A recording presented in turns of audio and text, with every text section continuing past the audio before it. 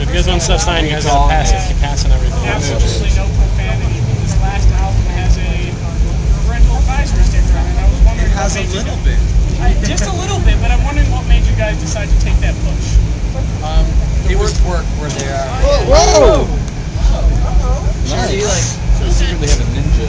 like, for example, it's not really necessary to be like, that chair just fucking broke. Like, you don't need to say that. Right? Like, that's unnecessary. But like, when you're screaming, like, you know, put me out of my misery, maybe it might be suitable like there. You know what I mean? It's all like, usually we try to find better ways of saying what we're saying than just using Where it's words. appropriate instead of Where it just makes, but blatantly. when Mike was like, we were in the studio, Mike goes, I want you to scream something that you would really scream, like, up in the air. You're feeling we both like that. said that was the line. Do you remember we said that, And and you I go, looked at me like, dude, the other guys are gonna think that's weird, and I'm like, I promise you that this line, since We'll fight for it. Since it feels real, it feels right, that it works. And they heard it, we were totally wrong. Like we played it for them, and they were like, that's awesome. So it was, you know, when it works, it works. So, Mike, when are you going to do another full minor album? No plans.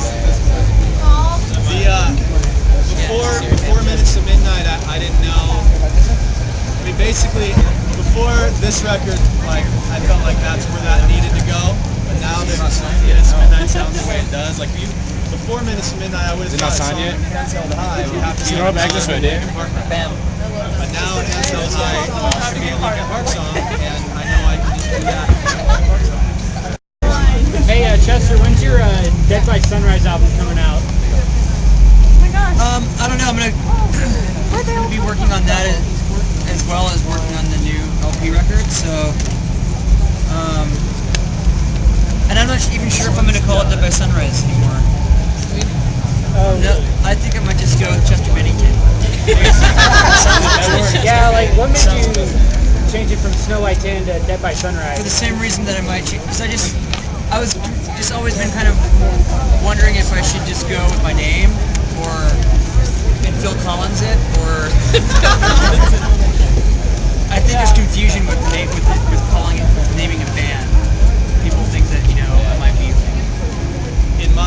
In my personal experience, wandering away. with Fort Minor, it would have been better to call it my true. Yeah. So like, I don't want anybody to get a misunderstanding of what it is. You know what I mean? Like, I had the worst time. I had the worst time explaining that to people. They're like, "But why is it called that?" And I was like, "Because I wanted to name it something." yeah, that's my thing too. Like, I want to name it something, but People are. I think I'm just gonna name it me. What was it like to have your guys' song in the movie Transformer? I mean, it's a big blockbuster, and have you guys' song in it, or I mean, just like, how did that come about? I'm just curious. One of the guys that was working on the film liked the song and thought it would work great, kind of as the song for the movie, and took it in and played it for Michael Bay, and like put it over certain pieces of like the movie where he thought it was, where he heard it, you know, making a big impact. And Michael Bay said, go tell them that they need to put their song in our movie, and do whatever you have to do to get it, because it fits so well, it worked so well with the film, and so it was pretty cool. They really kind of were very aggressive with us. Yeah, I was telling somebody just the other day that their presentation was one of the most insane presentations we've ever gotten from anybody as like a pitch. Like, and their pitch to get us to like be convinced to use our song in the movie. Like normally you get like an email with like a synopsis, maybe like a preview of like some scenes, and like a quick time or Mind something. you, we're all huge Transformers. You know, we all grew up on Transformers, so we were fans anyways. So all they would have had to do is pretty much ask. We probably would have said yes anyways. But they, instead of that, they came down to this thing that we were already at. They came down to this like press thing we were doing, and they, you know, our manager says, okay, you know, the guys from Transformers are downstairs, ready to give you a presentation like on their movie. We're like, okay, cool. So we go downstairs. They've taken the entire hotel restaurant and transformed it into a movie theater with the biggest flat screen I've ever seen at 7.1 the surround sound that like blew our ears out. Like we had to tell them to turn it down, and we were just like, It was crazy. they went through so much like trouble just to sell us on this movie, and we were like, you really didn't need it. Like, we would've It just was said cool no. though, 'cause we got to see like scenes of the movie before it came out. We got to like see how they made the, you know, everything from like the finished fight scenes to, you know, just kind of like the broken down CG versions. Oh yeah, we saw that the highway scene It's pretty awesome. unfinished, which was really cool. Like, You think you're gonna have another song be in the Transformers sequel album? The second one? I'd say it'd be probably unlikely because I think that things just lined up really well with our album coming out and their movie coming out. So unless their movie comes out at the exact same time as our album again, it's unlikely. But you never know. Chester, I saw your artist on Artist Interviews with Linkin Park. Yeah. That was awesome. You guys know each other pretty well. Yeah, we met when we did. I performed during the Katrina phase, and we did a Motley Crue song together, and we kind of just hit it off. It was I've known Tommy Lee for a while, and I didn't really know anybody else in the band. And then when we did Home Sweet Home, Vicky and I just started talking, and it was like we were friends. He'd call me up, like, hey, just wondering what you're doing, you know, I'm just like, what the hell, like,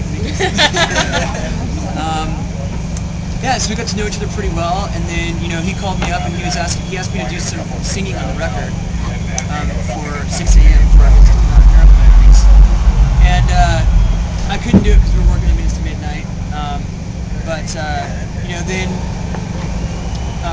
you know, I'd be like, I was telling him about the record and how different it was, and, asking him his advice on how I should feel about that, and he was just like, who cares, because we did Shout at the Devil, and then we did, you know, Girls, Girls, Girls, and everybody was telling us not to do that, and then we did Dr. Feelgood, and everybody was telling us not to do that, and every time they told us not to do it, we did it anyways, and they were totally wrong, so just go ahead and do what you want. So that was pretty cool. And so, yeah, naturally, you know, after becoming friends for a couple of years, he asked me to do that, and it was nice. It was nice. We basically just talked the whole time. They didn't even have to interview us. Yeah. It was How did you feel about those rumors about you singing for Velvet Revolver? What's that? You hear those rumors that you're going to sing for Velvet Revolver? How do you feel about that? It's pretty cool. I mean, I would sing with Velvet Revolver. Unfortunately, I'm friends with Scott Weiland, and I'm friends with everybody else in the band. So it would have been a little weird because I know there was some tension between them at the end. And it was interesting because Slash had called me and asked me to do a show in Vegas with them because Scott couldn't make the show. And I was like, okay, I'll do it. I'll do. What do you want me to do? He's like, well, I don't know. Like, what do you think? I was like, well, do you want me to sing the whole set, or do you want me to do some songs? And so I think that might have somehow transpired to somebody else. And that was when the rumor started, and I said I couldn't do the show. So I just went there. Is it true that you're going to be appearing on Timberland's next album? Me? Linkin Park, entirely. No, he Shock Value 2? that was a rumor from before the record that he put out already, and that happens a lot in the hip hop community for some reason. That people love to go out and say that we're going to be on the record, and we're not. I've heard that we're going to be on Timbaland's record. I've heard we're going to be on Akon's record. I've heard that we're going to be on 50 Cent's record. I think that was because Chester sang on a Young Buck track, and that got misconstrued. What do you guys think of Brad's hair when you first learned he was going to grow it? I told him if he cut it, I'd kick his ass. Yeah, we literally. I would like him to sing with beard though. His beard's kind of gross. But the hair is cool. At least trim it down. With